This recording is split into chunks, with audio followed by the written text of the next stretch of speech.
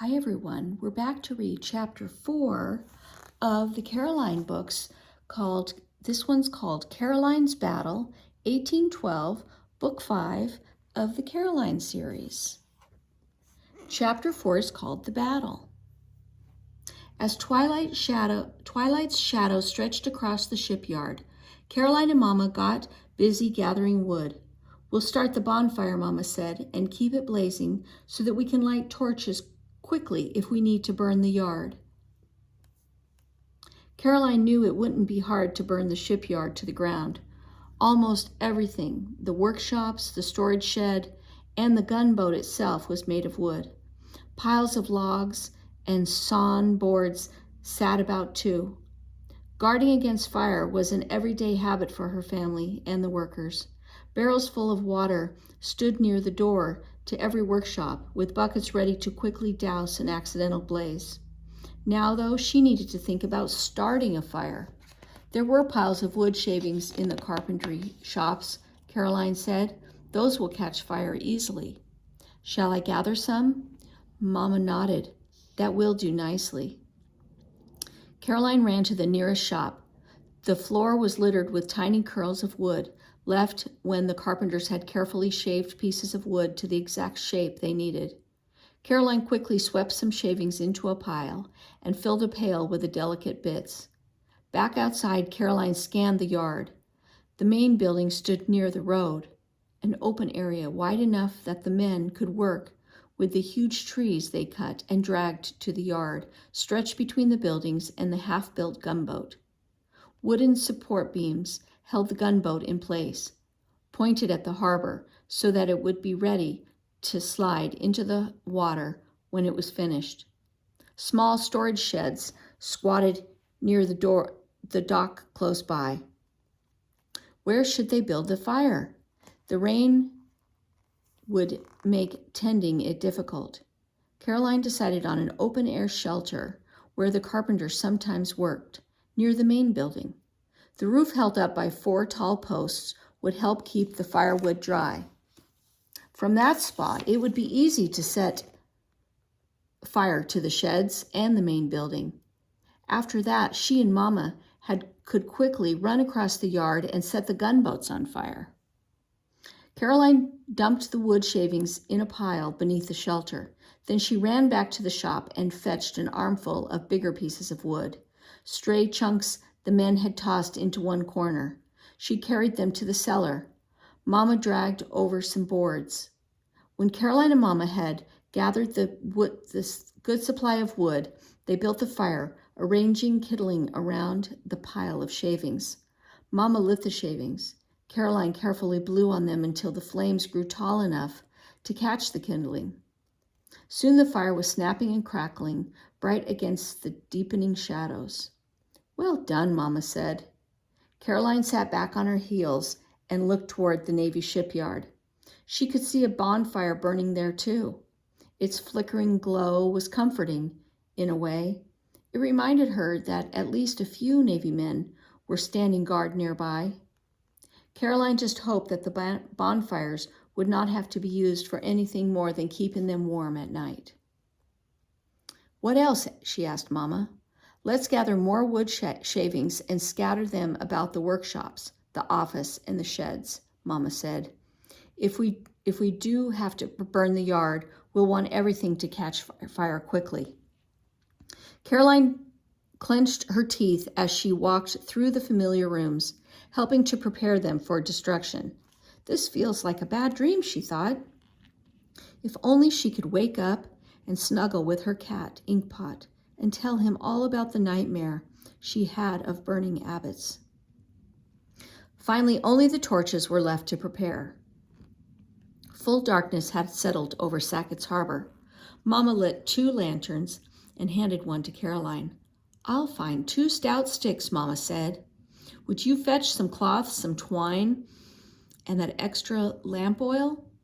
Caroline carried the lantern with great care as she walked through the sail loft to fetch cloth and went into the office to fetch twine and lamp oil.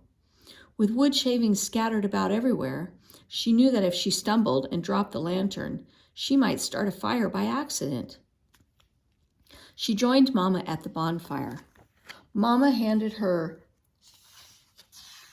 the heavy pole. She held it still while Mama wrapped cloth around one end and tied it in place with the twine. Then they prepared the second torch. Now let's step well away from the fire, Mama said. Caroline caught a sharp whiff of lamp oil as Mama soaked the cloth. Caroline knew that after being drenched with the oil, the torch would need only a spark to catch fire. And once the torches were prepared, Mama laid them on the bare ground, a safe distance from the blaze. Caroline scanned the shipyard, trying to steady herself. If I must help burn the yard, I'll start with the skiff shed, she thought. She had sunk her family's skiff a few days earlier while saving an American supply ship, so the shed was empty. With preparations complete, Caroline and Mama shared some of the food that Grandmother had sent. Then Caroline helped Mama make a rough bed in the office. One of us can sleep while one stands watch, Mama said. You can rest first, Mama, Caroline offered. She was tired, but she felt too jittery to sleep right away. Mama nodded. Very well. Be sure to tend the fire regularly. And if you see or hear anything in the yard, come inside and wake me at once. Caroline crept out of the bonfire, found a log to sit on, and settled down to watch. The air was cold and damp, and raindrops dripped from the shelter roof. The shipyard was cloaked in darkness. She reminded herself that American ships and volunteers, including Papa, would do their best to keep the British away from Abbott's and the Navy shipyard. But if they failed and the British broke through, Caroline rubbed her eyes, trying to clear the picture of Abbott's in flames from her imagination. A sudden rustle nearby made her jump. That was likely just a mouse, Caroline thought. Still, she added another chunk of wood to the fire. She welcomed its light. Shivering, Caroline pulled her cloak tightly around her. Waiting all day for the British attack had been most unbearable. But waiting at night was even worse. She had nothing to do but stare out at the dark yard, alone with her thoughts. Where was Papa right now?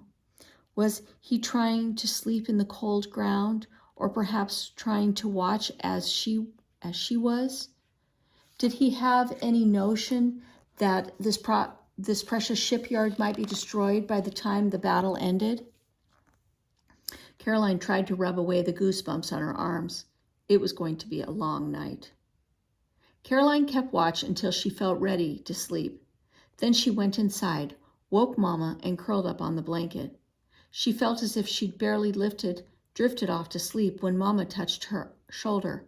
Your turn, Mama said. Caroline yawned as she stumbled to her feet and headed back outside. The night had grown colder, and the damp air seeped through her cloak. Once she was perched on the log by the bonfire, she sat staring into the darkness beyond the shadows cast by the flames. I must stay alert, she reminded herself. If only her eyes didn't feel so sandy. If only she had something to do besides sit and think. Except for the crackling fire, everything seemed quiet. Caroline jerked upright as a shadow moved across the yard near the gunboat. She strained to see against the darkness. Yes, there it was again. Her heart suddenly seemed to beat much too fast. She jumped to her feet and silently scurried back to the office. She eased the door open and slipped inside. Mama, someone's out there, she hissed. Her mother scrambled to her feet. As she and Caroline peered out the window, a second, shadowy figure darted through the yard. He was visible in the fire glow for a moment, then gone. Mama stepped to the door and cracked it open again. Caroline saw the silhouette of the pistol in Mama's hand. Who's there? Mama demanded in a terrible voice. There was no answer. I'm a good shot, Mama warned. Caroline held her breath. Would Mama have to use the pistol? The man's voice came from the yard.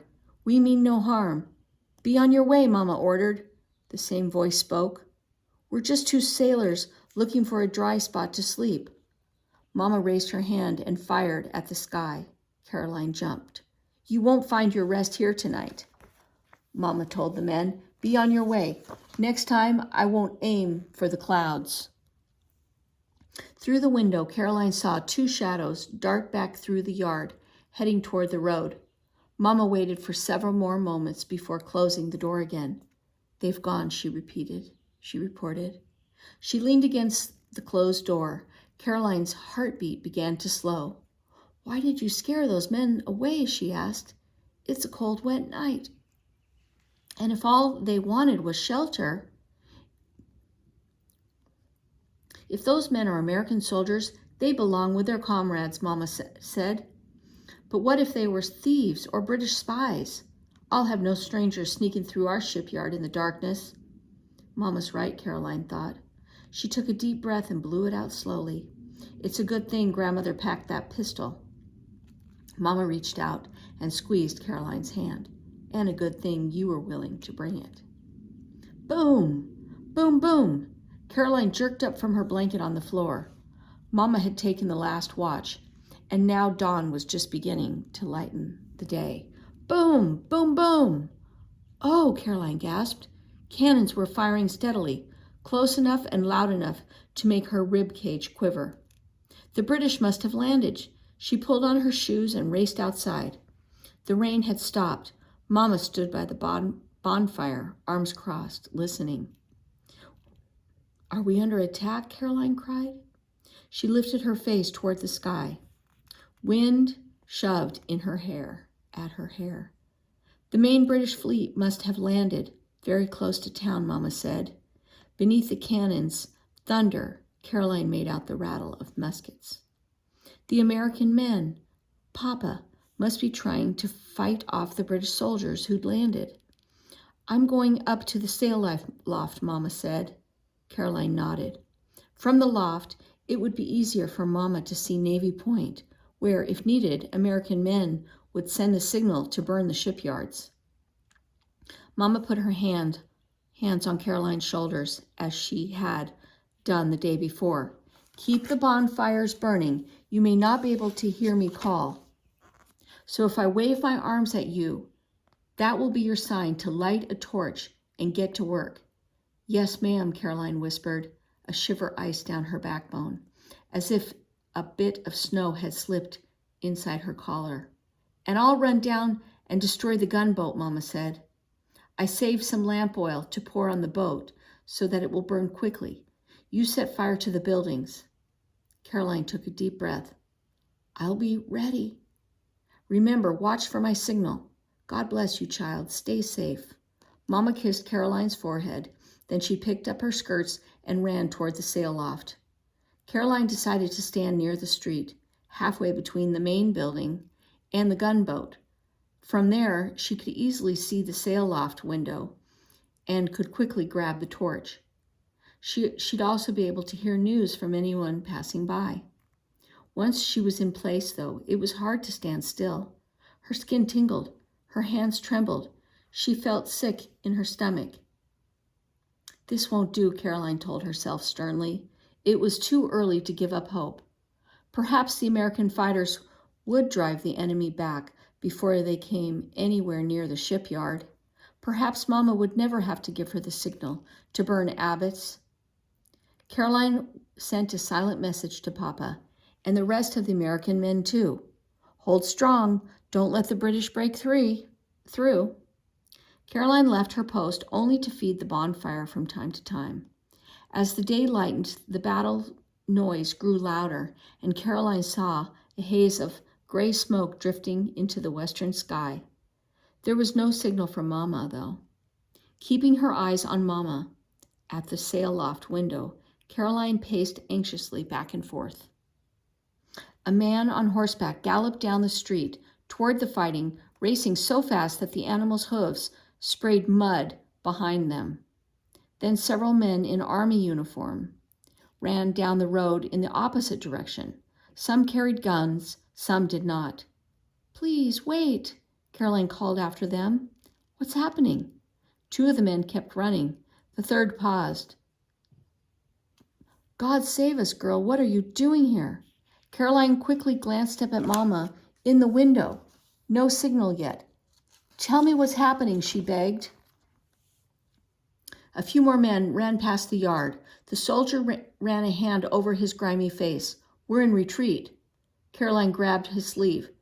"Where are the militiamen?" "They're running too." An icy hand seemed to clutch Caroline's heart as she realized that the men running down the village's main street were fleeing from the British. "Is the battle lost then?" she cried. Instead of answering, the soldier pulled free and ran after his comrades. "In retreat!" The words clanged in Caroline's mind like a bell. If the Americans were retreating, there might soon be no soldiers standing between the British and the shipyards. The signal to burn Abbott's could come any moment. A stray cannonball shrieked overhead. Caroline dropped to a crouch, crooked her arm over her head for protection. Crash! She jerked up in time to see the chimney of a nearby warehouse explode. Caroline screamed, but she hardly heard her voice. The cannonball sent chimney bricks tumbling like a child's blocks. "Caroline! Caroline!" It was her mother's voice, faint beneath the sound of battle.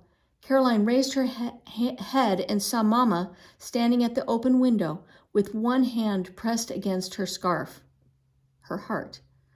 Caroline got gingerly to her feet. She was shaking, but she managed a little wave in her mother's direction. "I'm not hurt," she yelled from the window. Mama nodded. The drifting smoke stung Caroline's eyes. Her ears ached from the deafening gunfire, growing ever louder, ever closer. Beneath the roar, she heard shouts, a hoarse, wild whinny, crashes of timber brick as another cannon strayed from into the village. More soldiers were running past the shipyard now, shouting and shoving, desperate to get away from the British. "Stay steady," she ordered herself. She forced herself to stand and wait for the terrible order to burn the shipyard. It was the hardest thing she had ever done. Her knees trembled with longing to race after the fleeing soldiers. "I will not run," Caroline told herself fiercely. "I will not abandon Mama. I will do whatever I must." She repeated those words in her mind over and over. Suddenly, she heard Mama's voice again. Caroline looked up and saw Mama waving both arms frantically. "Go, Caroline," Mama yelled. "It's time." Caroline ran and grabbed one of the torches. She needed both hands to control the heavy stick as she carefully tipped the one end toward the bonfire. The oil-soaked cloth flared up at once. With her heart thumping wildly, Caroline lifted the blazing stick and hurried to the skiff shed. She was clutching the torch so tightly that her fingers ached. Through the drifting smoke, she saw Mama run into the yard. Caroline started to lower the torch toward the shavings and wood scraps she'd scattered against the shed walls the night before.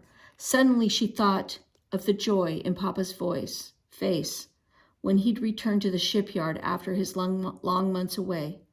Her arms froze and her tears brimmed in her eyes. "I can't do it," she thought. Then in the midst of the noise and commotion, Caroline heard Mama's voice in her memory. "We must not let Abbott's fall into the wrong enemy hands." In her heart, Caroline knew that, hard as it was, she had to carry out the plan. Tears ran down her cheeks as she lowered the blazing torch to the wood scraps. "I'm sorry, Papa," she whispered. The shavings caught quickly. Flames darted out in both directions, licking greedily at the wood. The fire raced around the shed, gaining height and speed. Soon the front wall was burning. Caroline turned away. Through tears and smoke, she saw Mama splashing lamp oil against the gunboat's hull. Beyond her, across the harbor, black smoke billowed into the sky above Navy Point. The Americans had begun to burn their storehouses. "You must keep at it," Caroline told herself. She hurried to the nearest workshop. She dripped her torch lighting wood shavings that she'd earlier piled up against the wall. "Wait!" someone bellowed. Caroline looked up and saw Corporal Myers running into the yard, waving his arms. "Stop!" he yelled. Chest heaving, he struggled to get the words out. "The storehouses were set afire by mistake." "But the Americans are retreating," Caroline said. "I saw them running away."